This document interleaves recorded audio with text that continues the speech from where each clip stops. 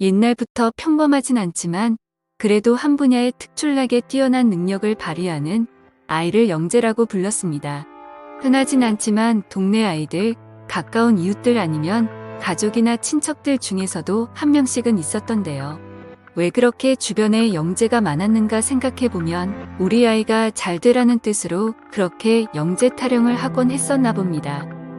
오죽하면 부모님들이 입버릇처럼 꺼내는 말 우리는 참 머리는 좋은데 지가 하기 싫어해. 어찌 보면 이렇게 흔하게 천재들을 찾을 수 있는 것은 그만큼 개개인의 바람이나 주관적 잣대가 들어갔기 때문이기도 합니다. 그러나 이것은 비단 우리의 일이 아닙니다. 어떤 면에서는 우리나라보다 더욱 심하게 천재 만들기에 몰두하고 있는 나라 일본이 있지요. 일본은 세계의 어떤 누구도 인정하지 않았지만 오로지 자신들의 의지로 천재라는 이름을 붙여 이를 키워내는 프로젝트에 매우 몰두해 왔습니다. 이에 관련된 아주 대표적인 인물이 바로 아사다 마오가 되겠습니다. 아사다 마오는 한때 일본 피겨 스케이팅의 여왕으로서 우리나라의 피겨 여왕 김연아와 라이벌 구도가 형성이 되었는데요. 실제로 수많은 언론들이 김연아 vs 아사다 마오를 소재로 수많은 기사를 쏟아 내기도 했습니다. 일찌감치 우리는 너희 아시아 놈들과는 다르다.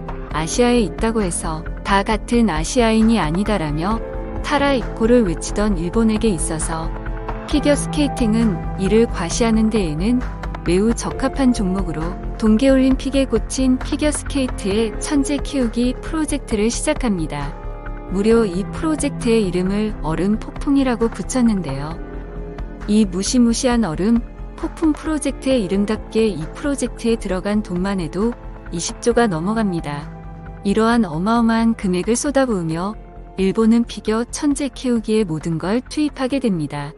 그렇지만 그들의 선천적인 신체 구조의 한계 때문인지 아니면 그들의 능력의 한계 때문인지는 몰라도 일본은 이 천재 키우기 프로젝트에 투입한 비용만큼의 성과는 뽑아내지 못하고 있었습니다. 그러다가 이러한 절망 속에 겨우 불빛을 찾아낸 인재가 있었는데요. 그 인재가 바로 아사다 마오입니다. 그녀는 그나마 이쁘장한 외모에 당시 일본 피겨스케이팅 선수들 중에서 유일하게 트리플 악셀을 구사할 수 있는 선수였습니다. 트리플 악셀은 한 번 점프를 해 공중에서 3회전을 해야 하는 현역 피겨스케이팅 선수도 힘들어하는 엄청난 고난이도의 기술입니다. 그야말로 이전까지의 일본에서는 볼 수 없었던 타입의 인재였습니다. 아무튼 이쁘장한 외모와 출중한 실력, 스타성과 천재성을 겸비했다고 판단한 일본 언론들은 아사다 마오에서 엄청난 러브콜을 보냅니다. 수많은 광고와 피겨스케이팅에 대한 전폭적인 지원 등 언론, 기업, 정부 등 가릴 곳 없이 아사다 마오를 전폭적으로 지지하기 시작했습니다. 그렇게 한 걸음 한 걸음 세계 정복을 향해 발을 디디고 있을 즈음에 일본에게 찬물을 끼얹은 이가 있었으니 바로 한국입니다. 정확히는 한국의 김연아죠. 스케이트화조차 너무 비싸서 제대도 사지도 못하고 피겨 전용 링크장이 없어서 제대로 된 연습도 하지 못한 그녀가 보여주는 피겨스케이팅 실력은 모두가 인정할 만큼 대단했습니다. 겨우 100년 정도의 역사밖에는 되지 않는 여자 피겨계에서 이런 김연아를 향해 100년을 넘어 1000년에 한 번 나올 만한 천재라고 수식어를 붙여줄 정도가 되었으니 이를 지켜보는 일본의 수치심은 말도 못할 정도로 퍼지게 되었습니다. 급기야 김연아가 세계 주니어 대회에서 아사다 마오를 꺾고 우승하자 일본은 이에 충격을 먹어서 대대적으로 김연아 깎아내리기를 시작하는데요.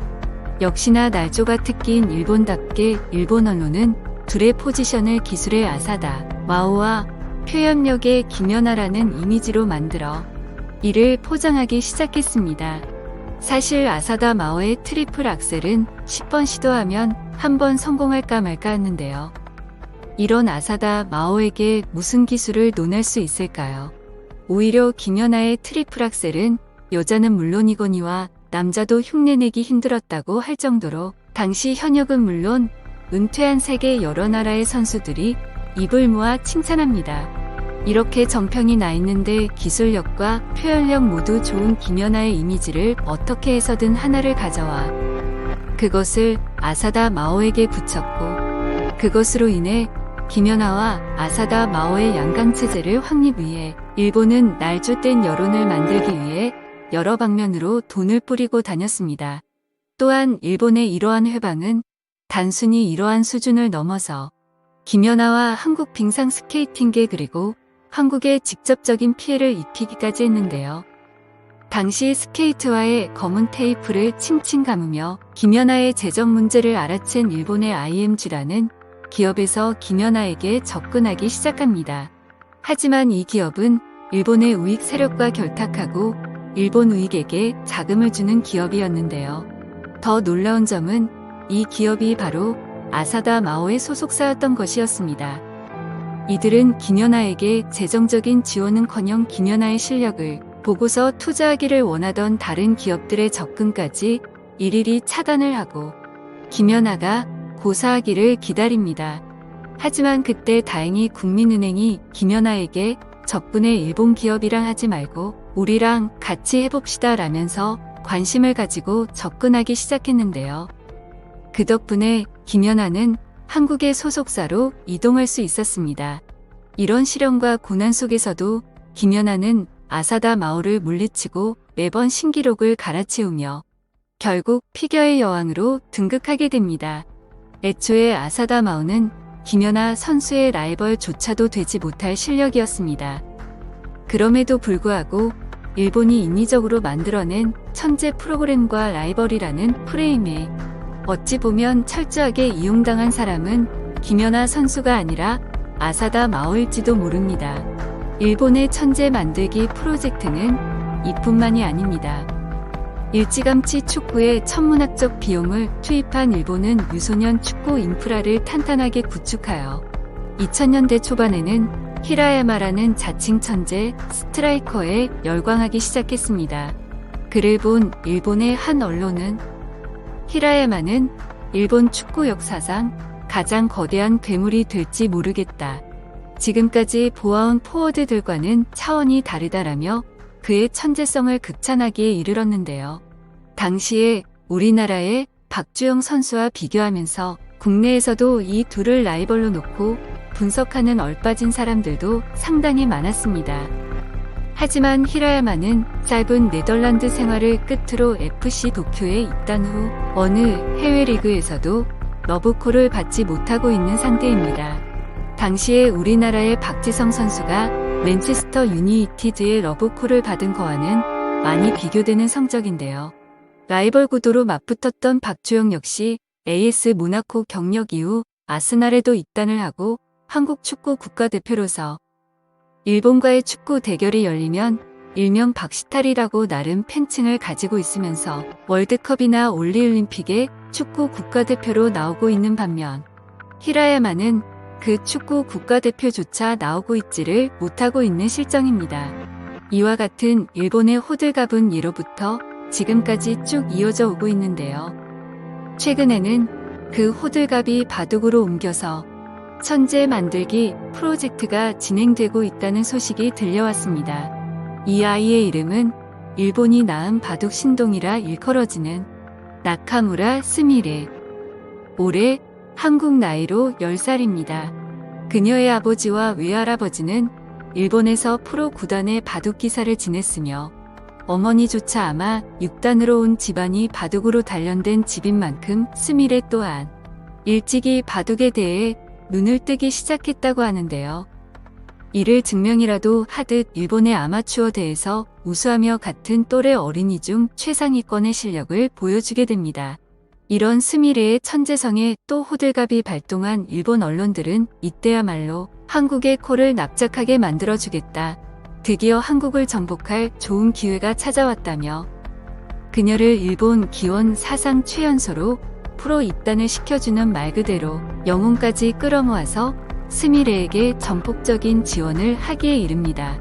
스미레의 인기는 일본에서 가히 폭발적이라고 할 수 있을 정도였는데요. 주니치 드래곤즈와의 경기에서 요미우리 자이언츠의 유니폼을 입고 시구를 하는가 하면 그녀가 출전한 일본 바둑대회 결승전은 그 결과가 속보로 일본 공중파 방송에 바로 보도될 정도로 아주 큰 인기를 끌었습니다. 그리하여 그녀는 일본에서 가장 유명한 초등학생들 중에 한 명이 되었으며 일본의 바둑 기원도 이러한 그녀의 화제성에 편승하며 스미레에 관한 다양한 상품과 굿즈를 제작, 판매를 시작함으로써 그녀의 후광 효과를 제대로 보기 시작했습니다. 이후 일본에서는 같은 나이대의 적수는 찾아보기 힘들다고 판단한 스미레는 일본 바둑 기원의 권유로 한국으로 도장 깨기를 하기 위해 비행기에 올라탑니다. 그렇게 2018년 한국에서 개최된 크라운 에탭의 어린이 바둑 명인전에 호기롭게 출전하게 되는데요. 16강에서 만난 스미레의 적수는 같은 나이에 한국의 이주영 군으로서 경기 결과는 일본의 기대와는 정반대로 이주영 군의 불계승으로 승리하게 됨으로써 스미레는 허무하고 쓰라릴 정도의 패배의 아픔을 맛보게 됩니다. 일본에서 이런 굴욕을 맛본 적이 없었던 스미레는 처음 겪어보는 강적의 모습에 울음까지 터뜨리기도 했습니다. 일본에서는 100년에 한 번 나올까 말까한 천재가 한국에서는 16강부터 이미 수두룩하다는 증거이기도 한데요. 항상 최고의 대우를 받아오고 대적할 적수가 전혀 없었던 스미레에게 있어 이런 결과를 보고 얼마나 충격을 먹었을까요? 그렇게 자신의 부족함을 깨달은 스미레는 더 이상 천재로서의 자신이 아닌 단순히 바둑을 두는 평범한 아이로 돌아가 우리나라의 한종진 구단의 문화에서 바둑 기술을 연마하는 것을 선택했습니다. 그 후에 일본으로 돌아간 스미레는 일본 바둑 기원의 역대 최연소 기록들은 모두 다 갈아치우면서 당당히 프로 입문을 하였다고 합니다. 이럴 때 보면 같은 한국인이지만 같은 한국이라는 게 정말 놀랍기도 합니다. 이렇게 작은 나라에서 또 불모지라고 불릴 정도로 이렇게 열악한 환경을 깨고 어떻게 세계적인 선수들이 이렇게나 많이 쏟아져 나오는지 정말로 신기롭기 짝이 없습니다. 요즘 일본은 천재고 뭐고 일단 자신들의 앞날을 걱정해야 하는 상황인지라 천재 키우기 프로젝트는 소강 상태를 보이고 있지만 언제 또 그들이 천재 키우기 프로젝트를 발동시키면서 또다시 한국의 젊은 천재들을 위협하는 게 불보듯 뻔합니다. 이를 막기 위해 우리들은 일본의 기상천외한 천재 키우기 프로젝트를 유심히 관찰하며 지켜보는 자세가 필요할지 모르겠습니다. 이상 국민건강정보였습니다.